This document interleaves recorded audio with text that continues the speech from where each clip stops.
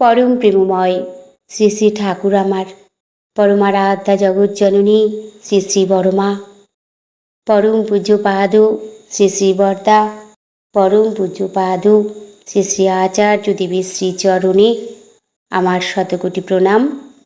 আমি শ্যামলী দেবনাথ, শ্যামার পরিবার চ্যানেলের সকল ভাই বোনেদের জানাই জয়গুরু ও ভালোবাসা। আমি শুরু করছি ইষ্ট প্রসঙ্গ আলোচনা। কাতরভাবে ডাকলে তাকে তিনি কি সাড়া না দিয়ে থাকতে পারেন? তিনি যে পরম দয়াল, তিনি সব কথা শোনেন, তিনি সব কিছু দেখেন, সব কিছু বোঝেন। একটি মা, তার মাথায় ভীষণ অসহ্য যন্ত্রণা। সেই মাথার যন্ত্রণার জন্য মাটি অনেক ডাক্তার দেখিয়েছেন, কিন্তু কিছুতেই সেই মাথার যন্ত্রণা সারছে না।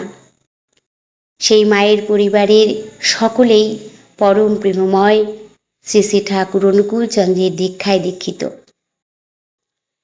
তাই অসহ্য যন্ত্রণায় মাটি ছটফট করছেন, আর পারছেন না।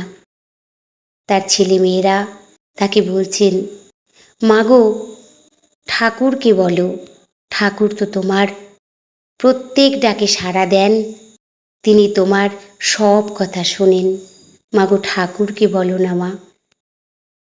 সত্যি সত্যি মাটি আর সহ্য করতে না পেরে ঠাকুরের কাছে কাতর প্রার্থনা জানালেন, হে দয়াল, তুমি আমার এই মাথার যন্ত্রণা সারিয়ে দাও, আমি আর সহ্য করতে পারছি না, আমি আর সহ্য করতে পারছি না বলে তিনি অঝরে কাঁদছেন শুয়ে শুয়ে।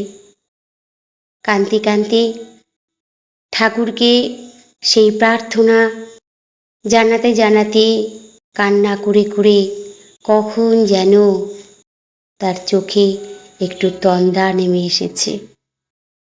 ঠিক সেই মুহূর্তেই তিনি স্বপ্ন দেখছেন। ঠাকুর বলছেন, মারে, কাল সকালে একটি ছেলে গিয়ে তোকে একটি ফল দিয়ে আসবে, সেই ফলটি তুই একটি শুকনো ফল দিয়ে আসবে, সেই ফলটি তুই তোর গলার চেনে বাঁধবি আর ঘাড়ের নিচে রাখবি, আর বিশ্বাস রাখ মনে প্রাণে, খুব করে নাম কর্মা, সব সেরে যাবে, সব সেরে যাবে, শুধু নাম কর্মা গো। এ কথা শেষ হতেই মাটি হুড়মুড়িয়ে উঠে বসে পড়েছেন। তার ঘুম ভেঙে গেছে, ভোর হয়ে এসেছে। তিনি ঘুম থেকে উঠেই ঠাকুরের কাছে বসে ইষ্টভীতি করলেন, করে করজোড়ে ঠাকুরের দিকে তাকিয়ে বসে আছেন। রাতে যে স্বপ্ন তিনি দেখেছেন সেটা ভুলবে এই অপেক্ষায়। তিনি কখন শুনতে পাবেন একটি ছেলে একটি ফল, শুকনো ফল তাকে এসে দেবে। তিনি করজোড়ে সেই ঠাকুরের কাছে বসে কান্না করছেন। হঠাৎই একটি ছোট ছেলে এসে সেই মাটিকে ডাকলেন এবং তার হাতে সেই শুকনো ফলটি দিয়ে খিলখিল করে হাসতে হাসতে দৌড়ে পালালেন। মাটি ফলটিকে প্রণাম করে নিয়ে ঠাকুরের কাছে গিয়ে বসলেন। ঠাকুর, আমি যা স্বপ্ন দেখেছি তাই ভুলে গেছে, সবটাই যেন ঠিক হয় ঠাকুর বলে যেভাবে তিনি স্বপ্নে দেখেছিলেন ঠিক সেইভাবেই সেই ফলটি তিনি ব্যবহার করতে লাগলেন। সেই ব্যথা পরের দিন থেকেই তার সেরে গেল। তাই তাকে ডাকতে হবে আমাদেরকে, কাতর প্রার্থনা। তিনি সকলকেই প্রতিনিয়ত তিনি আমাদের এভাবেই রক্ষা করে চলেছেন। তিনি সকল সময় অধীর হয়ে থাকেন আমাদের দেওয়ার জন্য। প্রিয় পরম তার অনন্ত প্রেমের বাহু প্রসারিত করে থাকেন অপেক্ষায়। তাই তো নিঃসংকোচে তাকে সম্পূর্ণভাবে আমাদের আত্মসমর্পণ করতে হবে তার চরণে। তিনি সাড়া দেন, প্রত্যেক ডাকেই তিনি সাড়া দেন। আমাদের জীবনে অনেক দুঃখ কষ্ট, অনেক সংগ্রাম করতে হয় আমাদের, অনেক বাধা বিপত্তি, অনেক অশান্তি, অনেক অসুখ বিসুখ, সকল কিছু আমরা জড়িয়ে থাকি। কিছুটা আমাদের প্রবৃত্তির কারণে আরো বেশি জ্বালায় জ্বলি। আমাদের এই দুর্লভ মানব জীবন সার্থক করে তুলতে গেলে পথে অনেক বাধা, সীমাহীন বাধা, পদে পদে বিপদ, শুধু ব্যর্থতার ইশারা। এই বিপদ আপদকে তুচ্ছ করে জীবনের পথে এগিয়ে যেতে হবে আমাদের। বিপদে যারা ভয় পেয়ে থমকে দাঁড়ায় তারা জড় বস্তুর মতো। সুখের পরে দুঃখ, দুঃখের পরে সুখ, এটাই আমাদের মানব জীবনের নির্ধারিত ধারা। সাফল্যের পথ কি অত সহজ হয়? অনেক বাধা থাকে। তাই আমাদের কর্তব্য বিপদের ভয়ে পিছিয়ে পড়লে হবে না। জীবনের লক্ষ্য স্থির করে দৃঢ় পদক্ষেপে এগিয়ে চলতে হবে। আমাদের জীবনের সফলতা, পরিপূর্ণতা তখনই হবে যখন আমাদের জীবন যুক্ত হবে মহাজীবনে। ঠাকুর বলেছেন, ইষ্টে রেখো ভক্তি অটুট, ইষ্টে রেখো ভক্তি অটুট, শক্তি পাবে বুকে, তারই কর্মে রাঙাও স্বভাব, পড়বে না কো দুঃখে। তাই আমাদেরকে ইষ্টের রঙে রাঙিয়ে উঠতে হবে। তিনি যেভাবে আমাদের বলেছেন তার কথা যদি আমরা ঠিকভাবে মেনে শুনে চলার চেষ্টা করি তাহলে আমরা অবশ্যই সকল কাজে সফলতা পাব। তাকে কাতরভাবে ডাকতে হবে, আকুল প্রার্থনা তার প্রতি রাখতে হবে। তিনি আমার সব, তিনি আমার সব কিছু, তিনি আমার জীবনের মালিক। তাই তার কাছে সম্পূর্ণ দিয়ে আত্মসমর্পণ করতে হবে।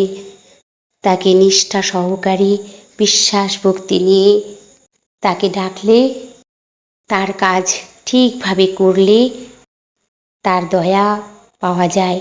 বাস্তব জীবনের উপলব্ধি আমি বেশ কয়েকটি বলেছি। ঠাকুরকে পেয়ে তার দয়া, অসীম করুণা সকল সময় উপলব্ধি করে চলেছি। প্রত্যেক সময় বুঝতে পারছি যে ঠাকুর আমার সঙ্গে সঙ্গে আছেন। সকল সময় আমরা বুঝতে পারি। তাই সেই মাটির অশেষ প্রার্থনা, তার ভক্তি বিশ্বাস ছিল ঠাকুরের প্রতি। তাই তো তার ভক্তি, তার বিশ্বাস, তার সন্তানরা সেটা খুব ভালো করেই জানে যে আমার মা ঠাকুরকে কতটা ভালোবাসে। তাই তো তারা বলেছে যে মাগো, ঠাকুর তোমার কথা শোনেন, ঠাকুর তোমার প্রত্যেক ডাকে সাড়া দেন, তাহলে তুমি ঠাকুরকে বলছো না কেন? ঠাকুরকে বলো, ঠাকুর ঠিক সারিয়ে দেবেন। তাই ঠাকুর তিনি যে সকল সময় আমাদেরকে দেওয়ার জন্য বসে আছেন। আমাদেরকে তাকে পেতে হলে, তার দয়া সকল সময় উপভোগ করতে হলে আমাদেরকেও করতে হবে, তাকে ভালোবাসতে হবে। যখন যখন যা আশীর্বাদগুলি আসে আমাদের, সেগুলি পালন করার, নিজের কাজ মনে করে করার চেষ্টা করতে হবে।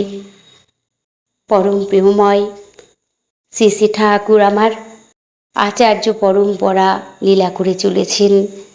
তাই আমরা যখন জীবনের অনেক কিছু বুঝতে না পারি, তার সংশোধন করার জন্য পরম পূজ্যপাদ শ্রী শ্রী আচার্যদেব পূর্ণ দেওঘর ধামে লীলা করছেন।